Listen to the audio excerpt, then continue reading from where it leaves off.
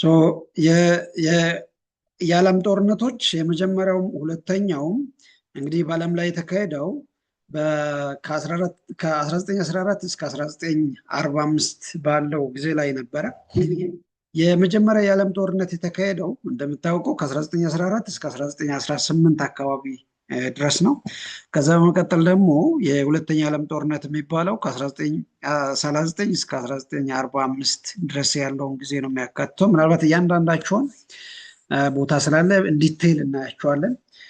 በዋናነት ግን 6 ሴክሽኖች አሉ። በእርግጥ ይሄ በሴክሽን ተከፋፈለ እንጂ እነዚህ ሁለቱ ሀሳቦች ናቸው እዚህ ጋር የምናገኘው የአንደኛ የዓለም ጦርነት እና የሁለተኛ የዓለም ጦርነት በመባል የሚታወቁ ጦርነቶችን ነው እዚህ ጋር የምናነሳቸው ማለት ነው።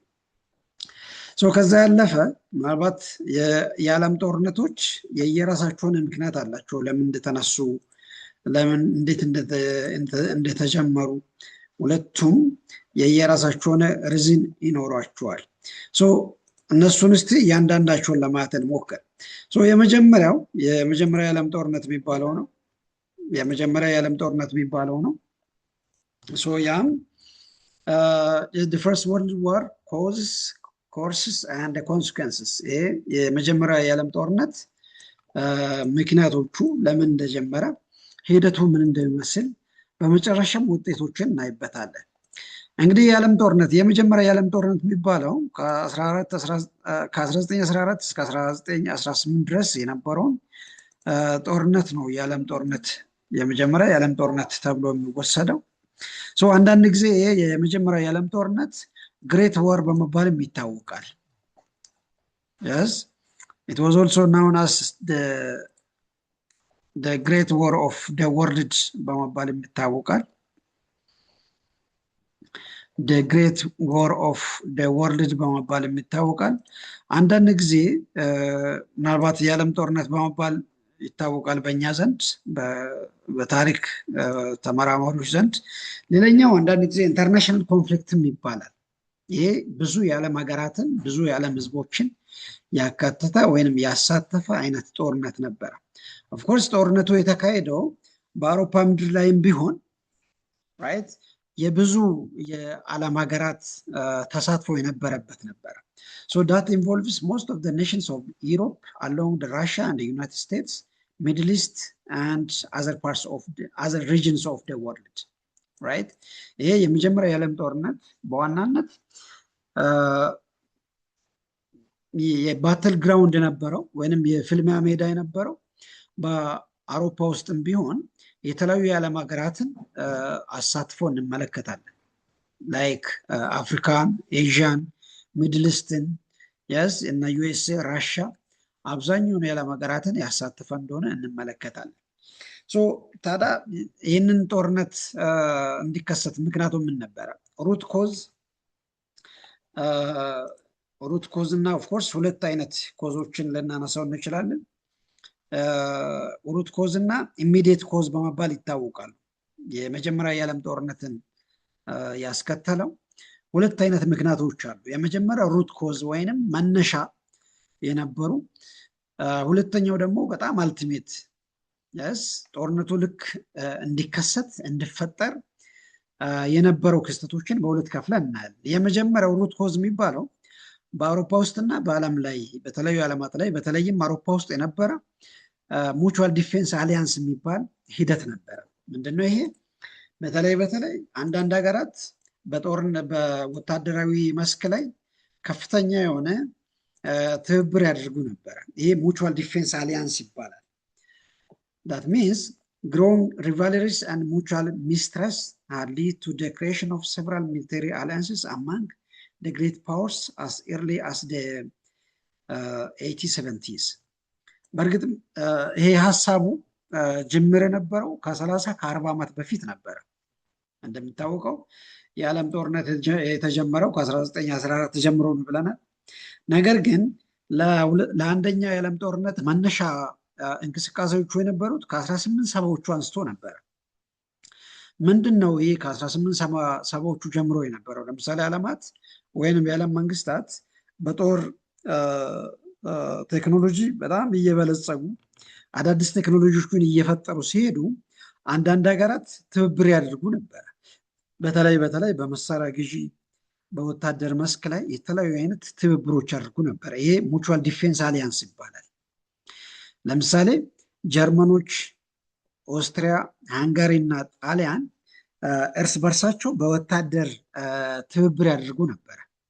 የስ ይሄ ምናልባትም አውሮፓ ውስጥ ሌሎች ሀገራትን እንደ በስጋት እንዲመለከቱ ምክንያት ሆኖ ነበር።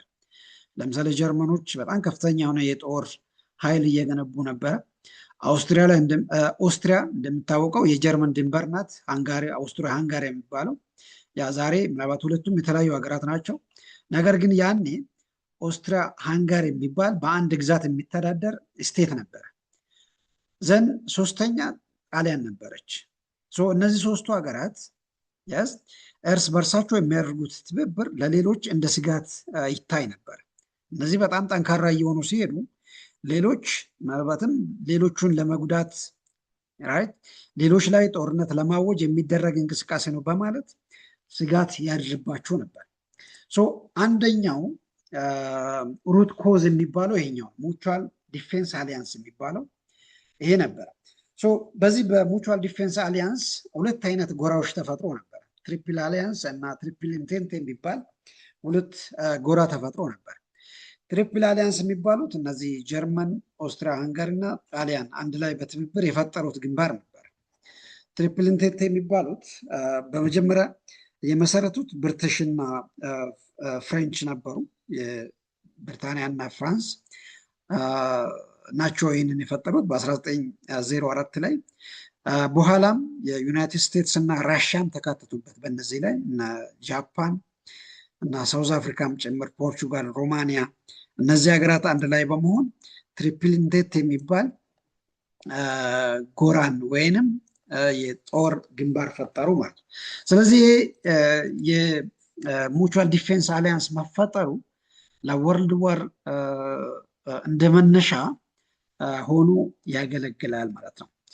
ሁለተኛውና ሌላኛው ለአንደኛ የዓለም ጦርነት መነሻ የነበረው ኢምፔሪያሊዝም ነበረ። አይ ቲንክ ኢምፔሪያሊዝም የሚለውን ጽንሰ ሀሳብ ታውቁታላችሁ። ይሄ በኢኮኖሚ፣ በፖለቲካ፣ በቴክኖሎጂ በጣም ጠንካራ የሆኑ አካባቢዎች ወይንም ሀገራት ሌሎችን የመጫን ወይንም ለመግዛት የሚደረግ እንቅስቃሴ ማለት ነው ኢምፔሪያሊዝም የሚባለው። the nations of the Europe competed fiercely for colonies in Africa and Asia. እንደምታውቀው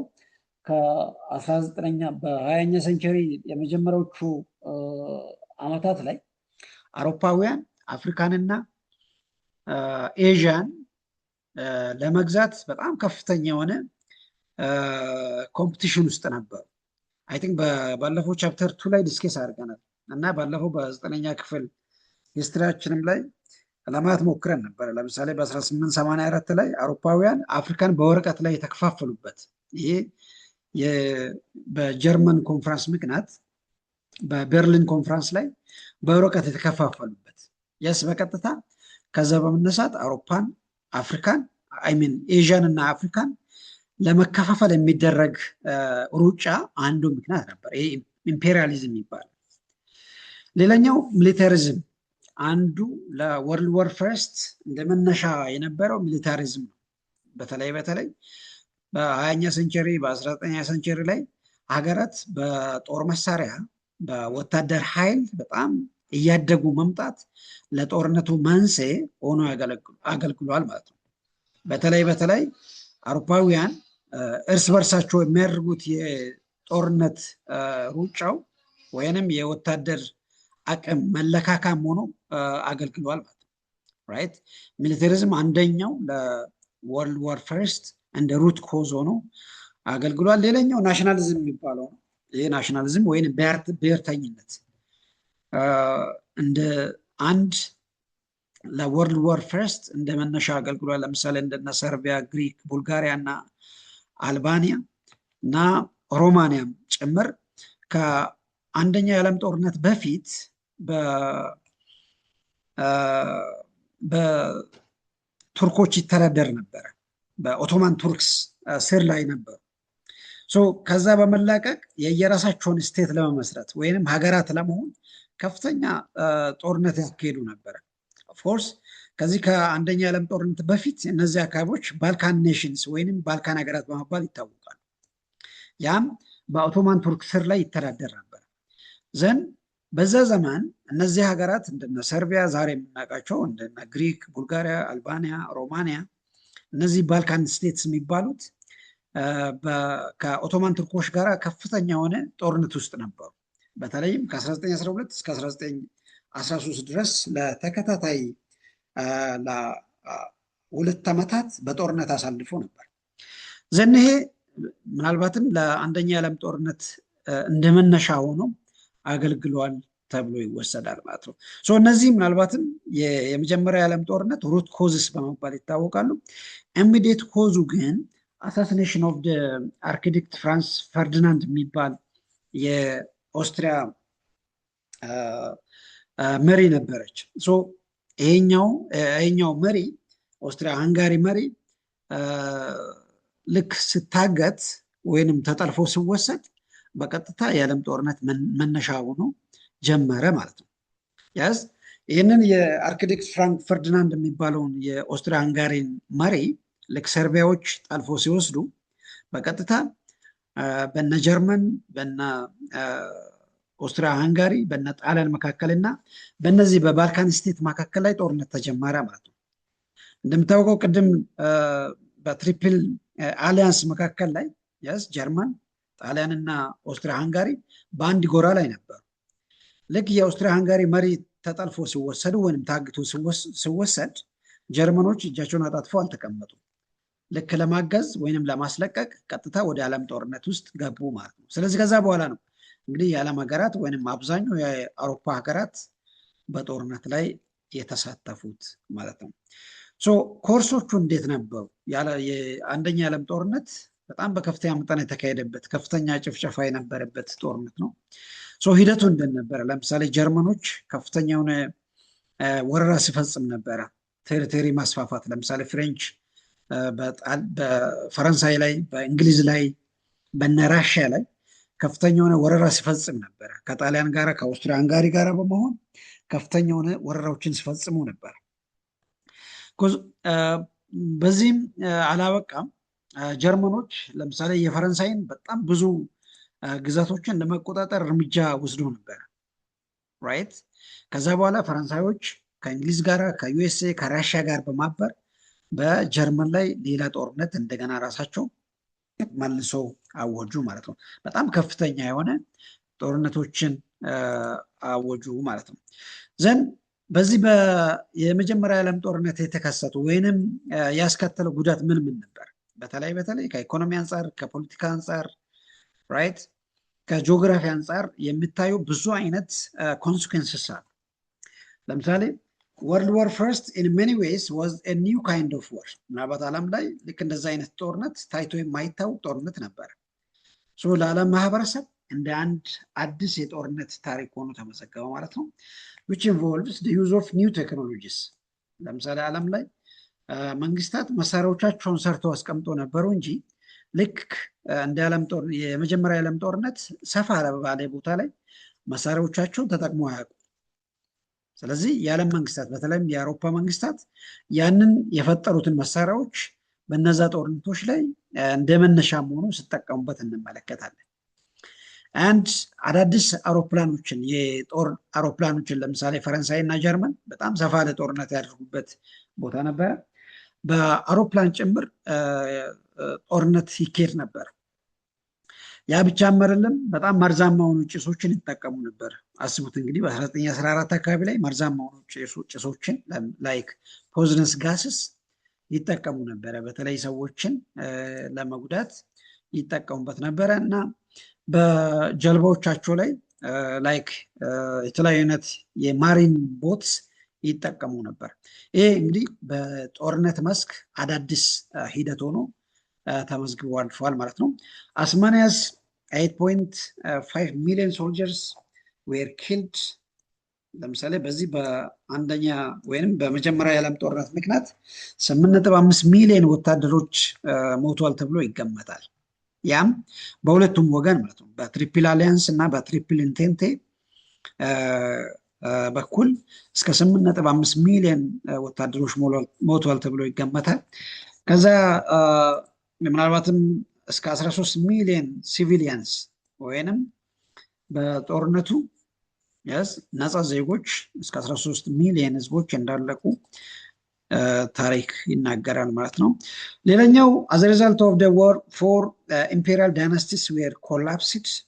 ምናልባት በአውሮፓ ውስጥ በጣም በገናናነቱ የሚታወቁ 4 ዳይናስቲዎች ወድመዋል ተብሎ ይወሰዳል። ለምሳሌ በኦስትሪያ ላይ የነበሩ ዳይናስቲ ነበረ፣ ሀብስበርግስ የሚባል ዳይናስቲ ነበረ። ያ ዳይናስቲ በዋናነት እንዳበቃ ታሪክ ይነግረናል። አንድ ሌላኛው በሆሄንዞር የሚባል የጀርመን ዳይናስቲ፣ አንድ ሱልጣኔትስ ኦፍ ኦቶማን ኤምፓየር እና ሮማኖቪስ የሚባል የራሽያ ዳይናስቲ ታሪኩ እንዳበቃ ይናገራል። እዚህ ጋር እንደምንመለከተው አይ ቲንክ በሁለቱም በኩል የተለያዩ አይነት ጉዳቶችን እንመለከታለን። በትሪፕል አሊያንስ በኩልም በትሪፕል ኢንቴንቴ በኩልም የተለያዩ አይነት ጉዳቶችን እንመለከታለን። በተለይ የትሪፕል አሊያንስ በኩሉ ምናልባት ጉዳቱ በጣም ያየለ ነበር። ትሪፕል አሊያንስ የምንላቸው እነዚህ ጀርመን፣ ኦስትሪያ ሃንጋሪ እና የጣሊያኖች ጉዳቱ በጣም ከፍ ያለ ነበር ማለት ነው። ኤኒዌይ ምናልባት በነ ፍራንስ በነ ዩናይትድ ኪንግደም በኩልም ጉዳት የለም ማለት አይደለም። በሁለቱም በኩል ከፍተኛ የሰው ኃይል የሞተበት ሆኖ እንመለከታለን ማለት ነው። ይሄ እንግዲህ በአጭሩ ስለ አንደኛው የዓለም ጦርነት እንደ ሃይላይት ይህንን ማለት እንችላለን። ሌላኛው ከዚህ ከአንደኛው የዓለም ጦርነት በኋላ በዓለም ላይ አንድ ኦርጋናይዜሽን ክሬት ተደርጎ ነበር። ሊግ ኦፍ ኔሽንስ ይባላል። ሊግ ኦፍ ኔሽንስ በ1920 ላይ ተመስርቶ ነበረ። እንደምታውቀው ሊግ ኦፍ ኔሽንስ ማለት ዛሬ ዓለም ላይ ዩናይትድ ኔሽንስ የምንለው ማለት ነው። አይ ቲንክ ዩናይትድ ኔሽንስ የሚለውን ሀሳብ አብዛኞቻችሁ ታውቁታላችሁ፣ ይሰማችኋል አይደል?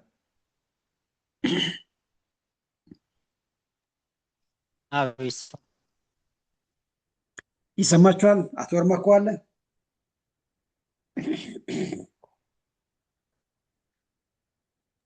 አቤት፣ ይሰማል። በጣም አሪፍ። አብዛኞቻችሁ ታውቁታላችሁ መሰለኝ ስለ ዩናይትድ ኔሽንስ። ዛሬ የተባበሩት መንግስታት የሚባል አንድ ኢንተርናሽናል ኦርጋናይዜሽን ታውቁታላችሁ።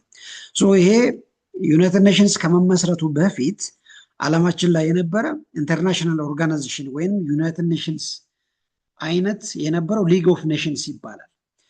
የሊግ ኦፍ ኔሽንስ ዋናው ዓላማ ምንድን ነው? ወይንም የተመሰረተው ዋናው ዓላማ ምንድን ነው? በአንደኛ የዓለም ጦርነት ላይ የነበረውን የሰላም መደፍረስ ወይንም እነዚህ ዓለም አቀፋዊ የሆኑ ጦርነቶችን ማስቀረት ነበር ዋና ዓላማ የነበረው። ይህንን ታርጌት አድርጎ ነው በ1920 ላይ የተመሰረተው። ይሄ ኢንተርናሽናል ኦርጋናይዜሽን ወይም ሊግ ኦፍ ኔሽንስ የሚባለው በ1920 ላይ ተመስርቶ እስከ 1946 ድረስ ዘልቆ ነበር ማለት ነው። ከ1946 በኋላ ምን ሆነ የሚለውን ነገር ምናልባት በመጨረሻ አካባቢ ላይ ያሳያቸዋለሁ። የመመስረቱ ዋናው ዓላማው ምንድን ነው? ዓለም ላይ ልክ በአንደኛ ዓለም ጦርነት ላይ የተከሰተው አይነት የሰላም መደፍረስ ወይንም ዓለም አቀፋዊ የሆኑ ጦርነቶች እንዳይከሰት ዲፕሎማሲን ማስፋፋት፣ የሰላም ምክክሮችን፣ ንግግሮችን ማበረታታት ነበር ዋናው ዓላማ። ሊግ ኦፍ ኔሽንስ ወደ 26 የሚጠጉ አንቀጾች አሉት። በሊግ ኦፍ ኔሽንስ ላይ ዋና ኦብጀክቲቭ ምንድን ነው? ምናልባት ከነዛ ውስጥ አንደኛው ዲስአርማሜንት ነው። ዲስአርማሜንት ማለት አይ ቲንክ ይታያችኋል። ዲስአርማሜንት ማለት መንግስታት ወይንም ሀገራት አላስፈላጊ የሆነ መሳሪያዎችን እንዳይታጠቁ ወይንም በጣም በከፍተኛ መጠን የተለያዩ አይነት የጦር መሳሪያዎችን እንዳያመርቱ እንዳይታጠቁ መከላከል ነበረ። ነገር ግን እንደዚህ አይነት ተግባራትን መፈጸም አልቻለም። ሌላው ዓላማው የነበረው ምንድን ነው? የሊግ ኦፍ ኔሽንስ ዋናው ዓላማ ምንድን ነው? ፒስፉል የሆነ ወርልድ መፍጠር ነበረ። ሰላማዊ የሆነ ዓለም እንዲፈጠር ወይንም እንዲኖር ነበረ ዋና ታርጌቱ። ሶ በሊግ ኦፍ ኔሽንስ የሚወከሉ የእያንዳንዱ የሀገር መሪዎች ይኖራሉ። ራይት ከአንድ ሀገር አንዳንድ ግለሰቦች ይወከላሉ አንድን ሀገር ሪፕሬዘንት አድርገው። ሶ ኢትዮጵያ መቼ ነው የሊግ ኦፍ ኔሽንስ አባል የሆነችው ታውቁታላችሁ? አቶ ወርመኮ ምናልባት መረጃ ይኖረው ይሆናል። አቤት ይችል ኢትዮጵያ የሊግ ኦፍ ኔሽን አባል የሆነችው መቼ ነው? እርግጠኛ አይደለም። 1946 1946 አይደለም፣ በ1923 ላይ ነበረ። አይ ቲንክ በ1920 ላይ ተመሰረተ። 20 21 22 ኢትዮጵያ የሊግ ኦፍ ኔሽንስ አባል አይደለችም። እንግዲህ የነዚህን ዓመታት ምክንያት እነግራችኋለሁ በመጨረሻ ላይ። በ1923 ላይ በኃይለ ሥላሴ ዘመን ላይ ነበረ የሊግ ኦፍ ኔሽንስ አባል የሆነችው ማለት ነው። ሶ መጨረሻም ላይ ሊግ ኦፍ ኔሽን በ1946 ላይ ዓላማውን ሲቶ በ1946 አካባቢ ወይንም ከ1939 በኋላ ሊግ ኦፍ ኔሽን ስራውን አቁሙ ነበር፣ ወደ ዩናይትድ ኔሽንስ ተቀየረ። ምናልባት ይህንን ሂደት በኋላ መጨረሻ ላይ ያሳያችኋለሁ ብያለሁ። ሶ እስከ 1946 ነው ፋንክሽናል የነበረው። ሶ ከዛ በፊት አንዳንድ ሙከራዎችን አድርጓል። ነገር ግን የሊግ ኦፍ ኔሽንስ ተግባሩ ፉሊ ኤክሰርሳይዝ አልተደረገም ዓለም ላይ። ቢካውዝ ዋናው ዓላማ ምንድነው? የሊግ ኦፍ ኔሽን ዓለም ላይ ሰላምን መፍጠር፣ ጦርነቶች እንዳይከሰቱ ማድረግ፣ መከላከል፣ ሀገራት በጣም ከፍተኛ የሆነ መሳሪያዎችን እንዳይታጠቁ ማድረግ ነበር ዋናው ዓላማ። እነዛ ነገሮችን ማድረግ ሲያቅተው በ1939 ላይ ሁለተኛው የዓለም ጦርነት ፈነዳ ማለት ነው። ስለዚህ ሊግ ኦፍ ኔሽንስ ፈረሰ በ1946 ላይ ዘንድ ከ1946 በኋላ ሌላ ዩናይትድ ኔሽንስ የሚባል ሌላ ዓለም አቀፍ ድርጅት ተመሰረተ ማለት ነው። ሌላኛው ከዚህ ከአንደኛው የዓለም ጦርነት በኋላ ዓለም ላይ የታየው አንዱ ትልቁ ችግር ምንድነው? ወርልድ ኢኮኖሚክ ክራይሲስ የሚባለው አንዳንድ ጊዜ ኢኮኖሚክ ዲፕሬሽን እንላለን። The world economic crisis, also known as the Great Depression, was the worst economic downturn in the history of the industrialized world. Of course, ምናልባት እንደኛ ብዙ የሚታይ የኢኮኖሚ ጫና ላይኖር ይችላል ያኔ። ነገር ግን በኢንዱስትሪያላይዝድ ወርልድ ወይንም ዩሮፕ እና አሜሪካ ኢኮኖሚያቸው በጣም በከፍተኛ መጠን የወደቀበት ዘመን ማለት ነው። ስራ አጥነት በጣም የተስፋፋበት፣ የእቃዎች ዋጋ በጣም የወረደበት፣ በጣም ከፍተኛ ምርት ሰዎች አምርተው በጣም በዝቅተኛ ዋጋ የሸጡበት ዘመን፣ መንግስታት ከፍተኛ የሆነ የዕዳ ጫና የበዙበት ዘመን ነው what called the world economic crisis የሚባለው። ይሄ በተለይ እስከ 1929 ድረስ በጣም የዘለቀበት ነበር። ዓለማችን ላይ አብዛኞቹ ሀገራት አንኤምፕሎይመንት ሬቱ እስከ 25% ያደገበት፣ በአንዳንድ ሀገራት ላይ እንደውም እስከ 33% ድረስ በጣም ከፍተኛ የሆነ የስራ አጥነት የተስፋፋበት ዘመን። and cities all around the world were hit hard, especially those dependent on heavy industries. በተለይ እነዚህ በኢንዱስትሪ የበለጸጉ ሀገራት ላይ ከተሞቻቸው በጣም የወደቀበት ጊዜ እና ኮንስትራክሽን ዘርፉ በጣም በከፍተኛ መጠን ወደኋላ የቀረበት ዘመን ነው። ይሄ የኢኮኖሚክ ክራይሲስ ዘመን ብለን የምንጠራው ብዙ ጊዜ ኦክቶበር 1929 በመባልም ይታወቃል። አክቹዋሊ የኢኮኖሚክ ክራይሲስ ፔሪየድ የሚባለው ኦፍኮርስ ምናልባት ከዛ በኋላ ዓለም ላይ ልክ ያንን የሚመስል የኢኮኖሚ ውድቀት ዘመን አልተከሰተምም ይባላል። ይሄ የኢኮኖሚክ ዲፕሬሽን ወይንም የሀገራት የኢኮኖሚ ደረጃ በጣም ዝቅ ማለቱ በተለይ አሜሪካ ውስጥ በጣም የጎላ ነበር።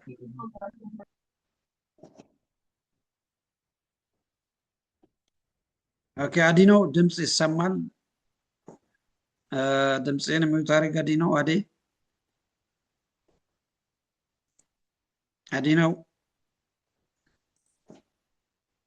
አዲኖ ኦልራይት።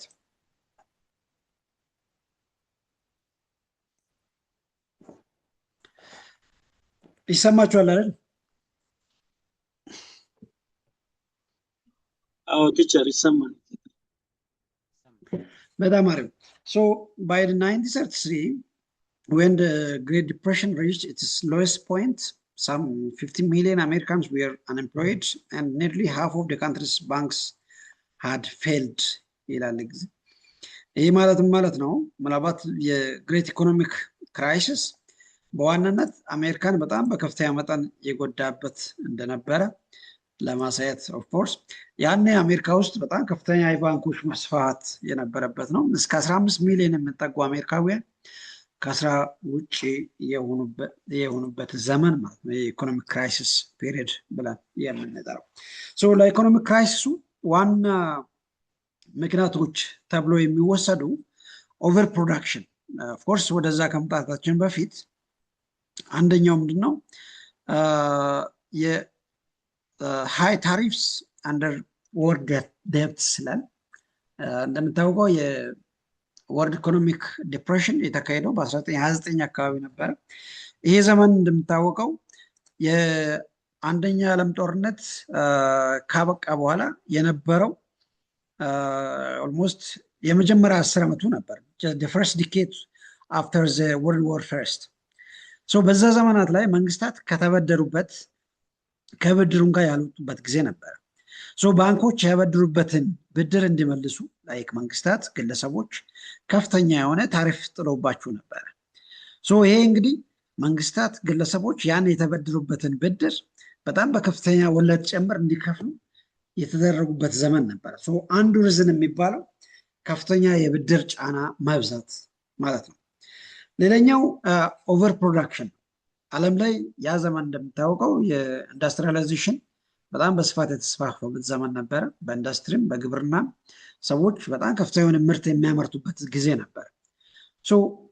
በኢኮኖሚክስ እንደምታወቀው የሰፕላይ እና የዲማንድ ሪሌሽንሽፕ ኢምባላንስ በሚኖርበት ሰዓት በአንደኛው ወገን ላይ ከፍተኛ የሆነ ውድቀት ይመጣል።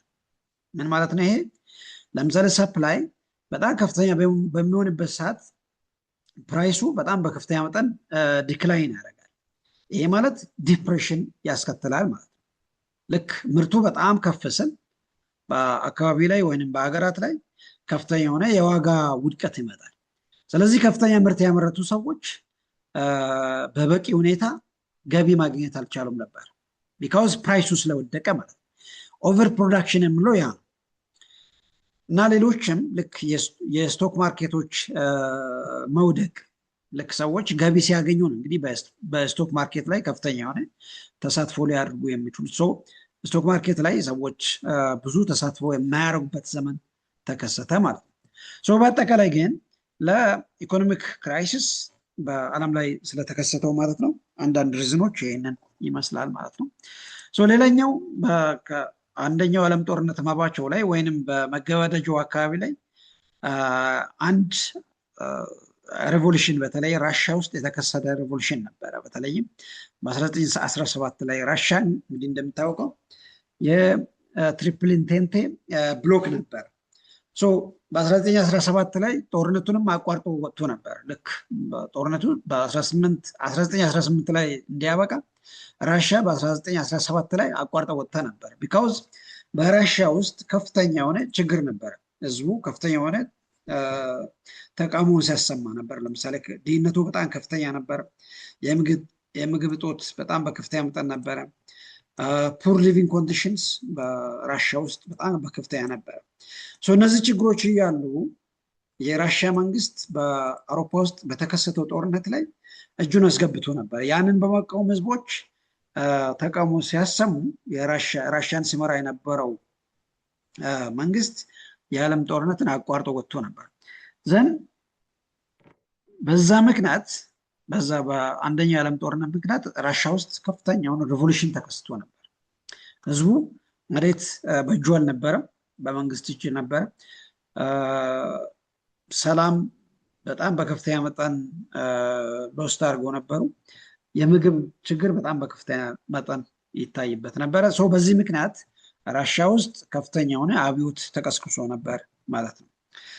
ኢን ኦክቶበር 1970 ይሄ በነዚህ በቦልሼቪክስ በሚባል ሰው ፓርቲ የሚመራ ስልጣኑን ተቆጣጥሮ ነበር። ላስትሊ ቦልሼቪክስ ኮንሶሊዴት ፓወር ኤንድ ኤስታብሊሽድ ኤ ኮሚኒስት ስቴት ራይት። ቦልሼቪክስ ስልጣኑን ከተረከበ በኋላ በራሽያ ውስጥ ኮሚኒስት ስቴት ራሽያን በመንግስት የበላይነት የሚመራ የኮሚኒስት ስቴት ኤስታብሊሽ ለማድረግ በቅቶ ነበረ። ሶ ቤዚካሊ የኮሚኒስት ስቴት ኢመርጅ እንዲያደርግ አንዱ ሪዝን የነበረው ምንድነው? የአንደኛ ዓለም ጦርነት ነበር። በአንደኛ ዓለም ጦርነት ምክንያት በራሽያ ውስጥ የህዝቦች ተቃውሞ ተቀስቅሶ ነበር። የህዝብ አብዮት ብለነው መጥራት እንችላለን። በዚህ ምክንያት ኮሚኒስት ስቴት ወይንም ኮሙኒዝም ኢመርጅ ያደረገ ማለት ነው በራሽያ ውስጥ ማለት ነው።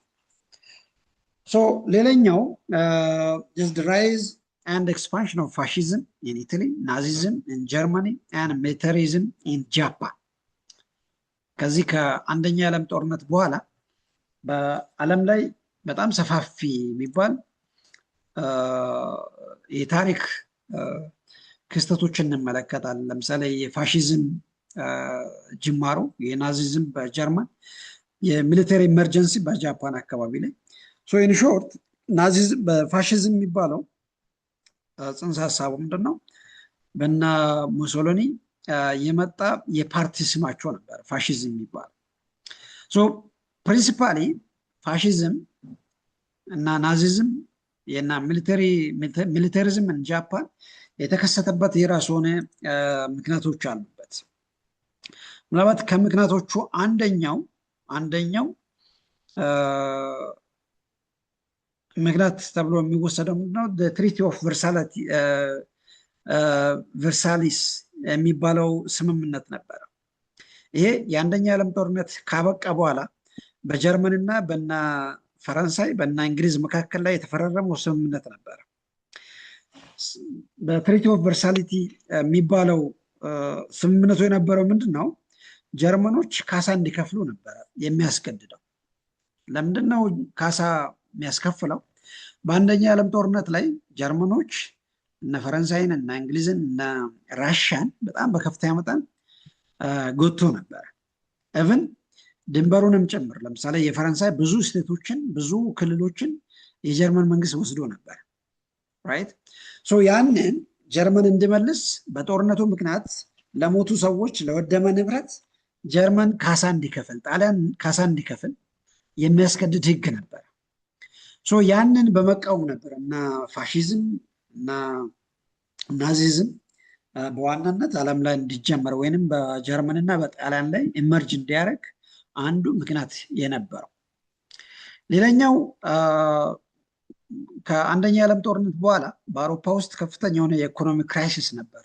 ለምሳሌ ኢኮኖሚ በጣም በከፍተኛ መጠን ወድቆ ነበር። ህዝቦች ስራ አጥ ሆኖ ነበሩ እና የኑሮ ሁኔታ በጣም በከፍተኛ መጠን ወድቆ ነበር። በተለይ በጣሊያን አካባቢ ላይ ሶሾ ኢኮኖሚክ ኮንዲሽንስ በጣም ፌል አድርጎ ነበር። ስለዚህ ህዝቦች ተቃውሞ ሲያሰሙ በጣም ጠንካራ መንግስታትን ለመመስረት ታሳቢ የተደረገ እንቅስቃሴ ነው ናዚዝም ኤንድ ፋሺዝም የሚባለው። እንደምታውቀው በፋሺዝም ላይ ሰዎችን በጣም በርህራሄ የተሞላ አገዛዝ አይደለም፣ በጣም ጨካኝ የሆነ ሚሊተሪ ሲስተም ነው ፋሺዝም ናዚዝም የሚባለው። ስለዚህ ያንን ለመቋቋም የተመሰረተ ሲስተም ነው ፋሺዝም ናዚዝም ተብሎ የሚወሰዱ። ሌላኛው ፎልስ አስፒሬሽን ኦፍ ኢታሊያንስ። እንደምታውቀው እነ ሙሶሎኒ ሀገራቸውን ለማሳደግ ለህዝቦቹ ስራ ለመፍጠር ኢኮኖሚውን ለማሳደግ የኑሮ ሁኔታውን ለማስተካከል ፎልስ አስፒሬሽን ፎልስ ፕሮሚስስ ገብቶ ነበሩ። ከዚህ አንጻር ነው እንግዲህ የፋሺዝም የናዚዝም ጽንሰ ሀሳቡ የተመሰረተው ማለት ነው። ግለሰቦቹ ህዝብን ሀገርን በጣም በጭቆና በበላይነት ለመምራት ራይት። የነዚህ የፋሺዝም የናዚዝም የሚሊተሪዝም መስፋፋት ደግሞ ዓለማችን ላይ ሌላ ችግር ይዞ መጣ ማለት ነው።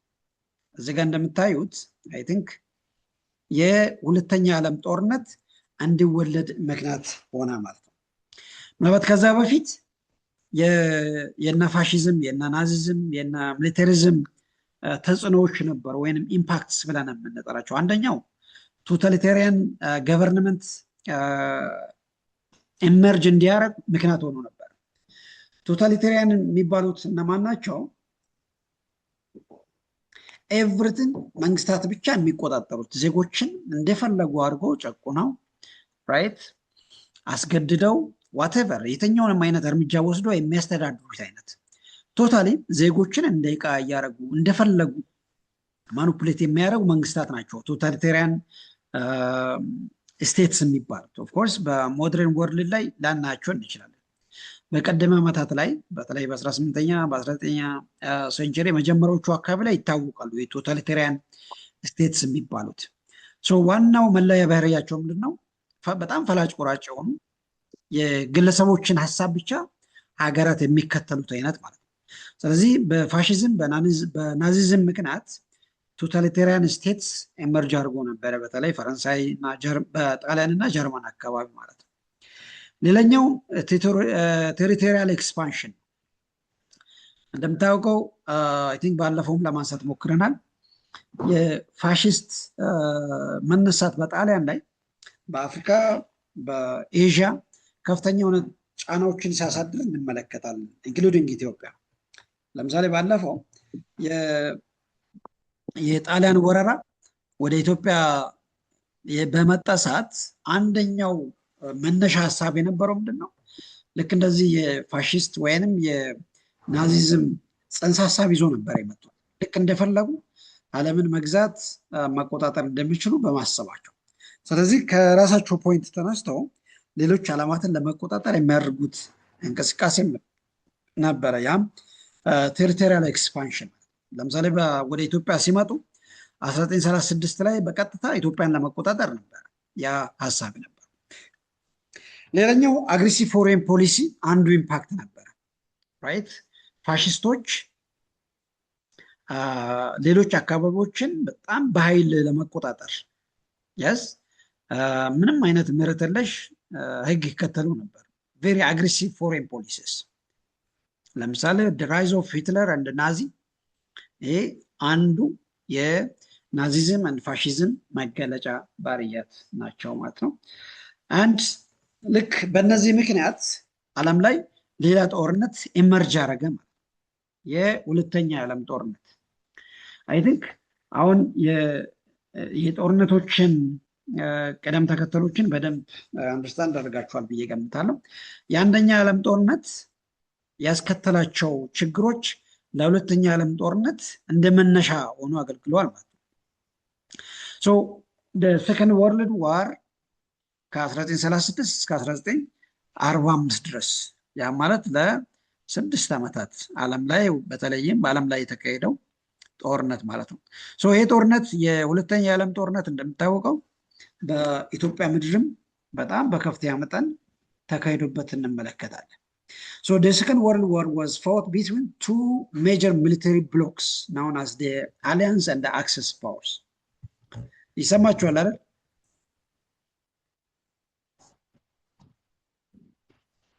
አይሰማናል ቲቸር። በጣም አሪፍ። የሁለተኛ የዓለም ጦርነት የሚባለው ከ1939 እስከ 1945 ድረስ የነበረው ወይንም የዘለቀውን የዓለም ጦርነት ነው። ይህኛውም ጦርነት በዋናነት የተካሄደው በሁለት የሚሊተሪ ብሎኮች መካከል ላይ ነበር። አላይድ ኤንድ አክሲስ ፓወርስ፣ አላይድ ፓወርስ ኤንድ አክሲስ ፓወርስ ይባላሉ። እነዚህ አላይድ ፓወርስ የሚባሉት ለምሳሌ እንደነ ፈረንሳይ፣ ብሪቴን እና ዩኤስኤን ያካተተ ነበረ። በኋላም እና ዩኤስኤስአር ምናልባት የቀድሞ ሶቪየት ህብረት የሚባለው ነው የዩኤስኤስአር የሚባለው።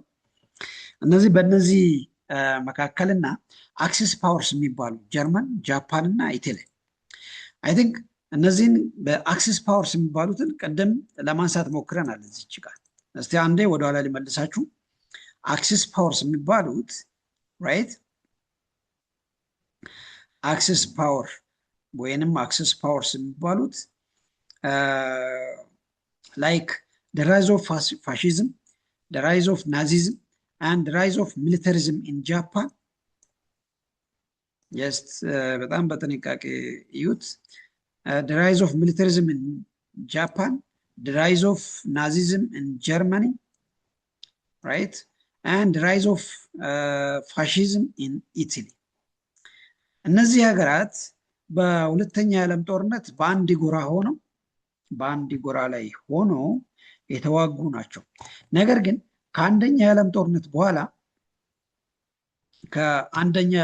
ከሁለተኛ የዓለም ጦርነት በፊት እና ከአንደኛ የዓለም ጦርነት በኋላ ዓለም ላይ በጣም ጨካኝ የሆኑ መንግስታት በጣም በጦርነት በጣም በከፍተኛ መጠን ራሳቸውን እያደራጁ የመጡ ግሩፖች ናቸው እነዚህ ጣሊያን፣ ጀርመን እና ጃፓን።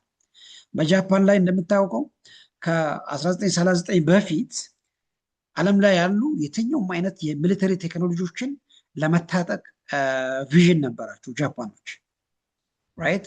በተለይ ከ1929 በኋላ ከ1930 እስከ 19 ድረስ ጃፓኖች በጣም በከፍተኛ መጠን በጦር መሳሪያ እያደጉ መጥቶ ነበር። ስለዚህ እዚህ ላይ ጃፓኖች ምን ሲያስቡ ነበረ? ዓለም ላይ ማንኛውንም አይነት ነገር በወታደር በመሳሪያ ማድረግ እንደሚችሉ ያስቡ ነበር። ዘንድ በመጨረሻ ላይ በ1939 ልክ በጀመረው የዓለም ጦርነት ምክንያት እነዚህ ሶስቱም አንድ ላይ ሆኑ ማለት ነው። ጀርመን፣ ጃፓን እና ጣሊያን ማለት ነው። በአክሲስ ፓወር ስር ላይ ተዋሃዱ ማለት ነው። ራይት ሶ the second world war broke out in 1939. However, the root of the international crisis went back to the preceding decades of the First World War. Of course, የሁለተኛ የዓለም ጦርነት የጀመረው በ1939 ላይ ነበረ። ራይት ለአንደኛ የዓለም ጦርነት ዋና አልቲሜት ኮዙ የጀመረው በ1939 ላይ ነው። ነገር ግን ለጦርነቶቹ ለነዚህ ለሁለተኛ የዓለም ጦርነት ምክንያት የሚባሉ ብዙ እንቅስቃሴዎች ነበሩ ከዛ ከ1939 በፊት ያ ማለት ከ1918 እስከ 1938 ድረስ ማለት ነው። ከነዛ ፋክተሮች ለምሳሌ ሃርሽ ተርም ኦፍ ትሪቲ ኦፍ ቨርሳቲሊቲ ለምሳሌ ችኛዋን ቀደም አንስተናል። ይሄ ከአንደኛ የዓለም ጦርነት ማብቂያው ላይ በትሪፕል አሊያንስ እና በትሪፕል ኢንቴንቴ መካከል ላይ የተፈራረመ ስምምነት ነበረ። በቨርሳላይ ትሪቲ ምክንያት ራይት ጀርመኖች ካሳ ለና እንግሊዝ፣ ለና ዩኤስኤ፣ ለና ራሽያ ካሳ እንዲከፍል የሚያስገድድ ህግ ነበር። ስለዚህ የኛው ህግ ወይም የኛው ፍርማ ለሁለተኛ የዓለም ጦርነት እንደመነሻ ያገለግል ነበር። ራይት ጀርመኖች እንደምታወቀው ከአንደኛ የዓለም ጦርነት በኋላ ምንም አይነት ካሳ መክፈል እንቅስቃሴዎችን ስታደርግ አንመለከትም። ኢቭን የተለያዩ አይነት አካባቢዎችን ራሱ አልለቀቀችም። በተለይ ከፈረንሳይ የወሰደቻቸውን ከዙሪያ የወሰደቻቸውን ቴሪቶሪ አልመለሰችም። ስለዚህ የሁለተኛ የዓለም ጦርነት እስከሚጀመር ድረስ ጀርመን ምን ስታደርግ ነበረ? ራሷን በጦር እያደራጀች በወታደር እያደራጀች ነበር ማለት ነው። Another one is the rise of the dictators like Adolf Hitler. የነዚህ መንግስታት መነሳት ለሁለተኛ የዓለም ጦርነት እንደመነሻ አገልግሏል። ሌሎችም አሉ አክቹአሊ። ሌላኛው ምናልባት በጣም ወሳኙ ነጥብ failure of the League of Nations ቀደም ብያችኋለሁ። አይ ቲንክ የሊግ ኦፍ ኔሽንስ በ1920 ላይ የተመሰረተው አንደኛው የዓለም ድርጅት የሚባለው ዓለም ላይ በጣም የመጀመሪያ የሚባለው ኢንተርናሽናል ኦርጋናይዜሽን ዓለም ላይ ምንም አይነት ችግር መፍታት አልቻለም። the failure of the League of Nations የሊግ ኦፍ ኔሽንስ ዓላማውን ቅድም ለማንሳት ሞክረናል። ራይት ዓለም ላይ ምንም ጦርነት እንዳይከሰት መከላከል ነበር ዋናው ታርጌቱ ነበረው፣ ዓላማ የነበረው። ራይት ሀገራትን በጣም ከፍተኛ የጦር መሳሪያ እንዳይታጠቁ መከላከል ነበር። ያንን ማድረግ አልቻለም። ስለዚህ ሀገራት ሌላ ጦርነት እንደገና ተጋበዙ ማለት ነው። በ1939 ላይ ለሁለተኛ የዓለም ጦርነት ተጋበዙ ማለት ነው። ላስትሊ ልክ በ1939 ላይ የሁለተኛ የዓለም ጦርነት ጀመረ ማለት ነው። ሶ what are the effects? ኢፌክቶቹ ምንድን ናቸው? ኢፌክቱን እንግዲህ በጣም ከፍተኛ የሆነ የሰው ህይወት መጥፋት ነበረ። ልክ እንደ አንደኛ የዓለም ጦርነት ለምሳሌ በአንደኛው የዓለም ጦርነት ላይ እስከ 13 ሚሊዮን ንጹሃን ህዝቦች ናቸው አለቁ የሚባለው። በሁለተኛ የዓለም ጦርነት ላይ ግን እስከ 50 ሚሊዮን ህዝብ በጦርነቱ ምክንያት አልቋል ይባላል። ራይት ማቴሪያል ሎስስ ለምሳሌ ብዙ ኢንፍራስትራክቸር፣ ብዙ ፋብሪካዎች፣ ብዙ መንገድ፣ ብዙ ህንፃዎች የወደሙበት ዘመን ነበረ የሁለተኛ የዓለም ጦርነት የሚባለው። ሌላኛው ምናልባት በሁለተኛ የዓለም ጦርነት ምክንያት ዩናይትድ ኔሽንስ ኦርጋናይዜሽን እንዲወለድ ምክንያት ሆኖ ነበር። ሊግ ኦፍ ኔሽንስ የሚባለው ጠፍቶ ራይት፣ ቅድም ያልኩት ይህን ነው። ሊግ ኦፍ ኔሽንስ የሚባለው ነገር ከጠፋ በኋላ በ1946 ላይ የተባበሩት መንግስታት ድርጅት የሚባል ተመሰረተ ማለት ነው። which replaced the League of Nations, right? So this is all about ምናልባት ስለ አንደኛውና የሁለተኛው የዓለም ጦርነቶች ይህንን ይመስላል እና የዚህ ሞጁል ዲስከሽን በዚህ እናበቃለን። አይ ቲንክ ሞጁል 2 ይኑር አይኑር እርግጠኛ አይደለሁም። if it is there በቀጣይ የምንገናኝ ይሆናል። ይህንን ሞጁል ዲስከሽን በዚህ እናበቃለን። I think just this is the end of this presentation.